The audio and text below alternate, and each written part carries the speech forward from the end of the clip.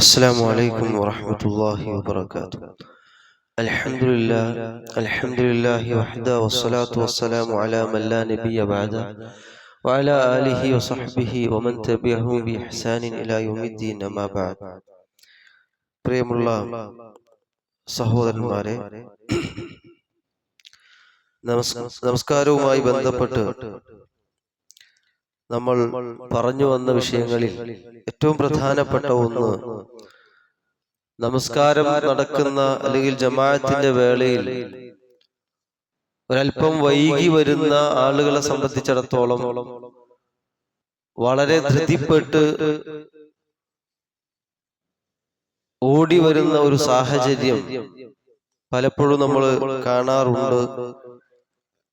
എന്താണ് ഇതുമായി ബന്ധപ്പെട്ട് ഇസ്ലാം നിർദ്ദേശിക്കുന്ന വിഷയം എന്ന് നമ്മൾ മനസ്സിലാക്കേണ്ടിയിരിക്കുന്നു. കാരണം നമസ്കാരം എന്ന ആരാധന വളരെ ശാന്തമായി അള്ളാഹുവിന്റെ മുമ്പിലുള്ള മുനാജാത്താണ് എന്നും രഹസ്യ സംഭാഷണമാണ് എന്നും അതുകൊണ്ട് തന്നെ അതിന്റെ അടക്കവും ഒതുക്കവും എല്ലാം വളരെ ഗൗരവത്തിൽ കാണേണ്ട വിഷയമാണ് എന്നും ഇസ്ലാം നമ്മോട് ആവശ്യപ്പെടുന്ന ഒരു കാര്യമാണ്.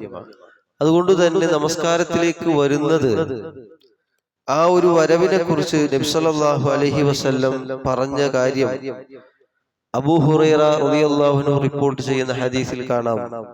ഇദാ സമിഅ്തുമുൽ ഇഖാമത, നിങ്ങൾ ഇഖാമത്ത് കേട്ട് കഴിഞ്ഞാൽ, ഫംഷു ഇലസ്വലാത്തി വഅലൈക്കുമുസ് സക്കീന വൽ വഖാർ, നിങ്ങൾ അതിലേക്ക് കടന്നു വരേണ്ടുന്നത് സക്കീനത്തോടു കൂടിയായിരിക്കണം, വളരെ ശാന്തമായി സമാധാനപൂർണമായിട്ടാവണം നിങ്ങൾ നമസ്കാരത്തിലേക്ക് വരേണ്ടത്. വൽ വഖാർ, അതുപോലെ തന്നെ കാര്യഗൗരവത്തോടു കൂടി. അവരൽപ്പം ഗൗരവം നൽകി, എന്നാൽ ധൃതിപ്പെട്ട് ബഹളം സൃഷ്ടിച്ച് ഓടിക്കിതച്ച് വരുന്ന രീതിയല്ല, നേരെ മറിച്ച് സക്കീനത്തോടു കൂടി വരണം. എന്നിട്ട് പറയാണ്, ഫമാ അദ്റക്തും ഫസല്ലു, നിങ്ങൾക്ക് ആ വരവിൽ ഇമാമിനോട് കൂടെ എത്രയാണോ കിട്ടിയത് അത് നിങ്ങൾ സ്വീകരിക്കുക.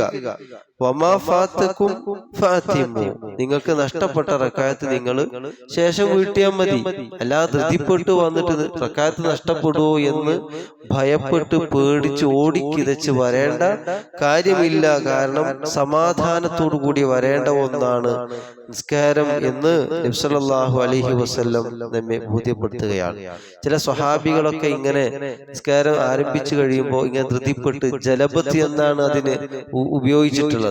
എന്ന് പറഞ്ഞാൽ ഒരു ബഹളം സൃഷ്ടിച്ച് അവര് നിസ്കാരം ഒന്നും നഷ്ടപ്പെടരുതേ എന്ന ആ ഒരു മാനസിക ആഗ്രഹത്തിന്റെ പുറത്ത് അവർ ഓടിക്കിതച്ച് വരുമായിരുന്നു, അങ്ങനെ വല്ലതും വൈകിപ്പോയാൽ. അപ്പൊ നബി സല്ലല്ലാഹു അലൈഹി വസല്ലം ചോദിക്കുന്നുണ്ട്, എന്തുകൊണ്ടാണ് നിങ്ങൾ ഇങ്ങനെ ബഹളം വെച്ച് നിസ്കാരത്തിലേക്ക് കടന്നു വരുന്നത്? സ്വഹാബത്ത് പറഞ്ഞു, ഇങ്ങനെയാണ് സംഭവം, ഞങ്ങൾക്ക് റക്അത്ത് നഷ്ടപ്പെടുമോ എന്ന ഭയം കൊണ്ടാണ്. അപ്പൊ നബി പറഞ്ഞു, നിങ്ങൾ അങ്ങനെ ധൃതി കാണിക്കരുത്, നിങ്ങൾ സമാധാനപൂർണമായിട്ട് നിങ്ങൾ വരണം എന്നാണ് അദ്ദേഹം നബി സല്ലല്ലാഹു അലൈഹി വസല്ലം നമ്മോട് ആവശ്യപ്പെടുന്നത്.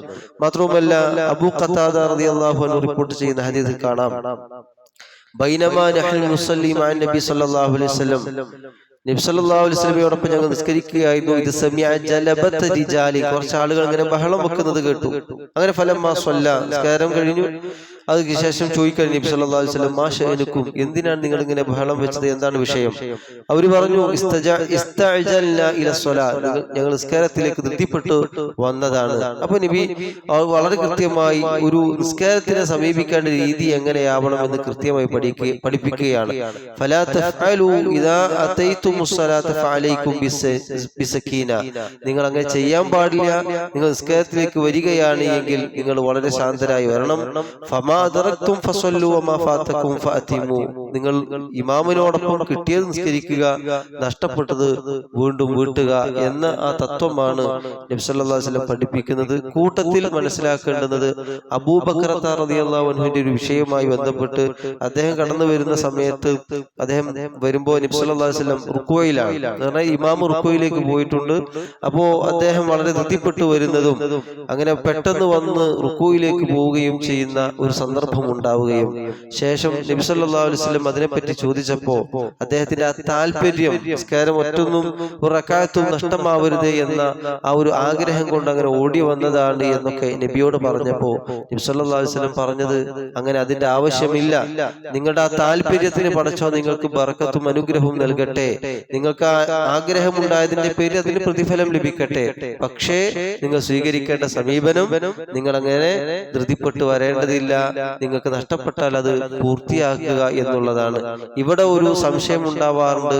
നബി സല്ലല്ലാഹു അലൈഹി വസല്ലം ആ സ്വഹാബിയോട് മടക്കി നിസ്കരിക്കാൻ ആവശ്യപ്പെട്ടിട്ടില്ലല്ലോ, അതുകൊണ്ട് ഒരാൾക്ക് റുക്കൂ കിട്ടിയാൽ റക്അത്ത് കിട്ടി എന്ന ആ ഒരു തത്വം ചില പണ്ഡിതന്മാരൊക്കെ പറയുന്നുണ്ടെങ്കിൽ കൂടി ഹദീസിന്റെ വെളിച്ചത്തിൽ നമുക്കറിയാം, നമ്മൾ മനസ്സിലാക്കിയതുപോലെ ലാ സ്വലാത്ത ലിമൻ ലം തഖറ ഫാത്തിഹത്തുൽ കിതാബ് എന്നോ അല്ലെങ്കിൽ ലാ സ്വലാത്ത ലിമൻ ലാ ഫാത്തിഹ ലഹു, ഫാത്തിഹ ലഭിക്കാത്തവന് നമസ്കാരം കിട്ടുകയില്ല എന്ന ഹദീസിനെ വെളിച്ചത്തിലൊക്കെ മനസ്സിലാക്കുമ്പോൾ ഫാത്തിഹയും നൃത്തവും വളരെ പ്രധാനപ്പെട്ട ഒന്നാണ് എന്നാണ് നമുക്ക് മനസ്സിലാക്കാൻ കഴിയുന്നത്. ഫാത്തിഹ ലഭിച്ചാലേ റക്അത്ത് ലഭിക്കുകയുള്ളൂ എന്നതാണ് ഏറ്റവും അഭികാമ്യമായ വിഷയം. അതല്ലാതെ ഇങ്ങനെ റുക്കൂ കിട്ടിയാൽ റക്അത്ത് കിട്ടും എന്നത് അത്ര തന്നെ അതിനെ പ്രോത്സാഹിപ്പിക്കേണ്ട ഒന്നല്ല എന്ന് കൃത്യമായി മനസ്സിലാക്കുകയും ആ അർത്ഥത്തിൽ കാര്യങ്ങളെ തിരിച്ചറിയുവാനും ജീവിതത്തിൽ പകർത്തുവാനും ശ്രമിക്കുകയും ശ്രദ്ധിക്കുകയും ചെയ്യുക. പരിപൂർണാർത്ഥത്തിൽ നമസ്കാരം അതിന്റെ വക്തുകളിൽ നിർവഹിക്കുവാൻ നമ്മൾ ആ രൂപത്തിലുള്ള ശ്രദ്ധ നമ്മൾ കാണിക്കണം. അല്ലാഹു സുബ്ഹാനഹു വ തആല നമസ്കാരം നിലനിർത്തുന്ന യഥാർത്ഥ മുത്തഖീങ്ങളിൽ അല്ലാഹു നമ്മേവരെയും ഉൾപ്പെടുത്തി അനുഗ്രഹിക്കുമാറാവട്ടെ. റബ്ബനാ ആതിനാ ഫിദ്ദുനിയ ഹസന വഫിൽ ആഖിറതി ഹസനത വഖിനാ അദാബന്നാർ വആഖിറു ദഅവാനാ അൽഹംദുലില്ലാഹി റബ്ബിൽ ആലമീൻ. അസ്സലാമു അലൈക്കും വറഹ്മത്തുള്ളാഹി.